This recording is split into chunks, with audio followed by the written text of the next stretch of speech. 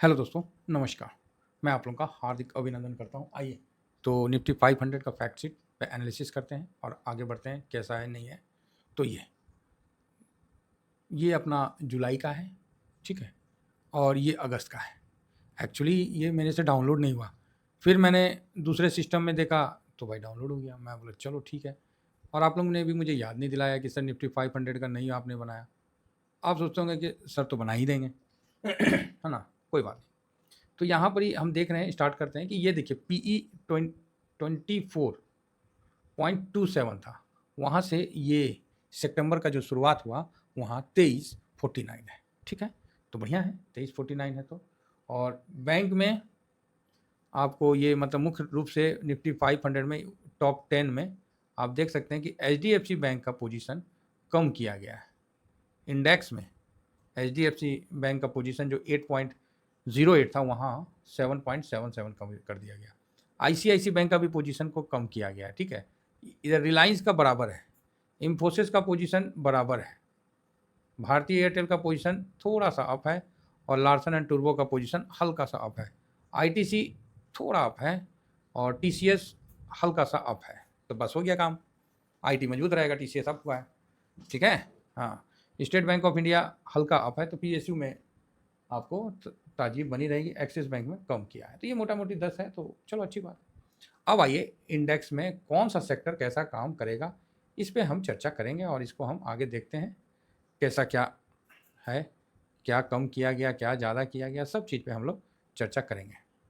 तो सबसे पहले हम देखते हैं कि ये सबसे पहले हम यहाँ लिख लेते हैं, ये जुलाई 25, अगस्त 25, ठीक है साहब।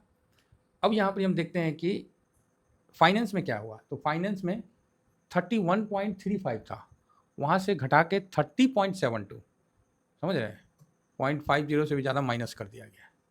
इधर 0.35 और उधर 30 पकड़ लीजिए मोटा मोटी, तो 0.63% माइनस कर दिया गया। बड़ा माइनस फाइनेंस में किया गया है। तो इस बार फाइनेंस में आपको थोड़ा दबाव देखने को मिलेगा, और वो दिख भी रहा है कि निफ्टी अच्छा करने का कोशिश कर रहा है, लेकिन बैंकिंग निफ्टी बैंक साथ नहीं दे रहा है। तो इसको भी आप नज़र देख सकते हैं। उसके बाद आईटी में पोजीशन को बढ़ा दिया है ना। आईटी में पोजीशन को, इसको माइनस, आईटी में पोजीशन को बढ़ाया है, प्लस में थोड़ा ही है लेकिन है। ऑयल एंड गैस में माइनस है, ऑयल एंड गैस में माइनस है। ऑटो में प्लस होगा, 6.74 से देखिए 7.26, ऑटो प्लस है। फास्ट मूविंग कंज्यूमर गुड्स 6.53 था, तो वहाँ से 6.69 किया गया, तो बढ़ा है। हेल्थ केयर पोजीशन कम किया गया है, 6.64 से 6.52 किया गया है। कैपिटल गुड्स यहाँ भी पोजीशन कम किया गया है। कंज्यूमर सर्विस यहाँ 3.65 से लेके 3.85 किया गया, कंज्यूमर सर्विस में बढ़ाया गया पोजीशन, तो इसको भी आप नज़र में रख सकते हैं। मेटल में सर पोजीशन 3.37 था, वहाँ से 3.38 किया गया, मतलब इक्वल है, तनिका बढ़ल है और कुछ बात नहीं है। टेलीकम्युनिकेशन 3.38 है और उधर 3.9 था, तो ठीक है, इक्वल ही है। ये 0.01 को थोड़ा सा इग्नोर करेंगे, इक्वल में डाल देंगे।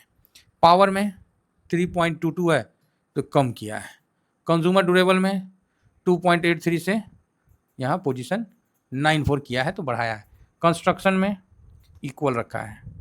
कंस्ट्रक्शन मटेरियल में 2 पॉइंट यहाँ पॉजिटिव है, ठीक है। केमिकल में निगेटिव है। सर्विस में हल्का सा डाउन किया तो निगेटिव है, और रियलिटी में 1.19 से यहाँ भी रियलिटी में डाउन किया गया। टेक्सटाइल में 0.31 से 0.29 किया गया, डाउन किया गया है। मीडिया और इंटरटेनमेंट इन सब में इक्वल है, ये सब इक्वल में आते हैं, थोड़ा बहुत का है तो उसमें कोई फ़र्क नहीं है। तो यहाँ पर ही हम निफ्टी 500 के माध्यम से ये जानने को दिख रहा है कि कोई भी एक सेक्टर, ऑटो, ठीक है, ऑटो ही वो सेक्टर है जहाँ बड़ा बढ़त किया गया, 7.26 किया गया है, जो कि था कितना 6.74, तो यहाँ बड़ा जंप किया गया। आईटी में तो उतना ही है, थोड़ा सा प्लस है। फास्ट मूविंग कंज्यूमर गुड्स में 6.53 से 6.69 किया गया, बट ऑटो में 6.74 से 7.26। तो आपका फोकस ऑटो पे होना चाहिए। ऑटो इस बार का स्टार परफॉर्म कर सकता है क्योंकि इंडेक्स में पोजीशन बढ़ा है। बाकी थोड़ा थोड़ा सब में हल्का हल्का बढ़ा है। 6 सेक्टर मोटा मोटी 23 सेक्टर में 6 सेक्टर में पोजीशन बढ़ा है। IT, auto, fast moving consumer good, consumer service, consumer durable और कंस्ट्रक्शन मटेरियल, तो इनमें 6 में पोजीशन बढ़ा है। इक्वल में भी तकरीबन आपको 6 दिखेंगे कि 6 इक्वल में भी है, और माइनस में 4, 5, 6, 7, 8, 9 दिखेंगे। तो कुल मिला के ऑटो ही पॉजिटिव है, ऑटो आईटी, इसमें आप पॉजिटिव व्यू बना के चल सकते हैं। ये निफ्टी 500 के माध्यम से हम लोग को देखने को मिल रहा है, ठीक है। और जैसे कि आपने देखा कि निफ्टी 500 को हमने इंडेक्स को कवर किया, तो उसको आप कवर कैसे करोगे? कवर मतलब उसमें इन्वेस्ट करोगे कैसे? तो वो इन्वेस्टमेंट एमओ निफ्टी 500 के माध्यम से करने का ऑप्शन है।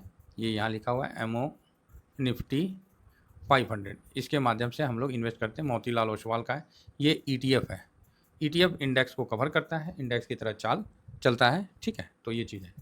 तो यहाँ पर आप देख सकते हैं कि कल एक बड़ी अच्छी उछाल दिखाया था एक दिन पहले, और जिसमें ये यहाँ तक चला गया था 23.87, बाद में वो नीचे आज आ गया, यहाँ तक चला गया, फिर आज आ गया। क्या है ना, क्लोजिंग में ETF में होता है, कम वॉल्यूम वाले ETF में क्लोजिंग में बाय आ जाता है बड़ा, तो वो ऊपर चढ़ के रुक जाता है, ठीक है। तो इसी कारण से वो कल ज़्यादा हाई दिखाने लगा था, उसमें कोई सेलिंग वोलिंग किसी का नहीं हुआ है, ठीक है।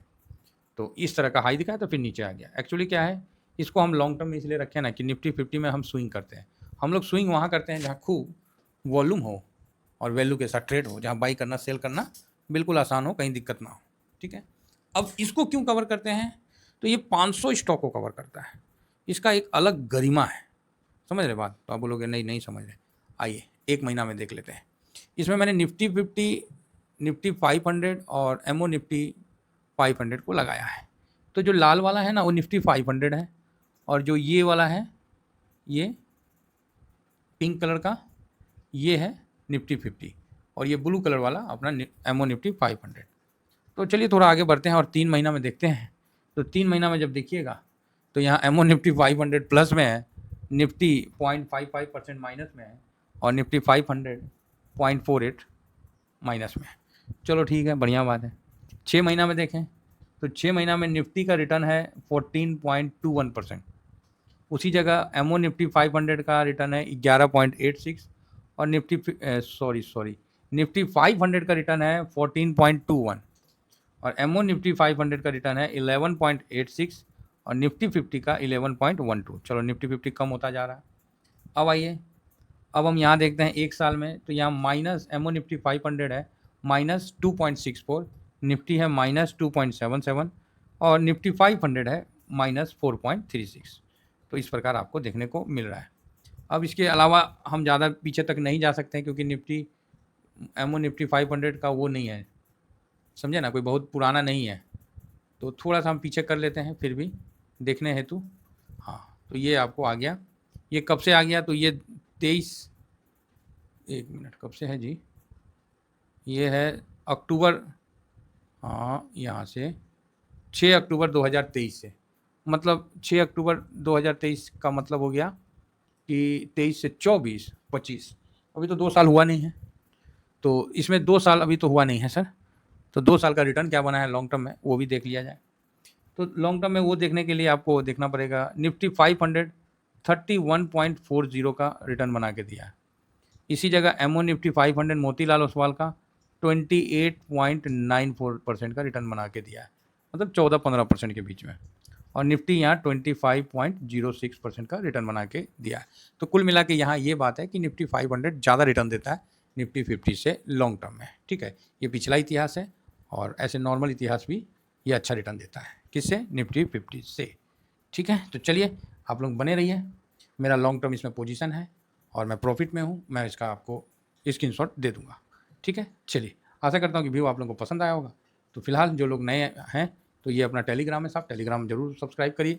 ये अपना फ्री टेलीग्राम है, ये स्विंग है जिसमें ड्यूरिंग मार्केट में हम क्या करते हैं नहीं करते हैं बताते हैं, और इसमें शॉर्ट स्विंग में बाई सेल का रिकमेंडेशन जाता है। तो एक ही झटके में आपका सब वापस आ जाता है, ठीक है। तो आप बोलोगे सर क्या एक झटके में, वो समझदार के लिए सारा काफ़ी है भाई, ठीक है। नहीं तो पूरा बोल के कोई फायदा नहीं है। चलिए इतना ही कहकर अपनी वाणी को विराम देता हूँ। Thank you very much. जय हिंद, जय भारत।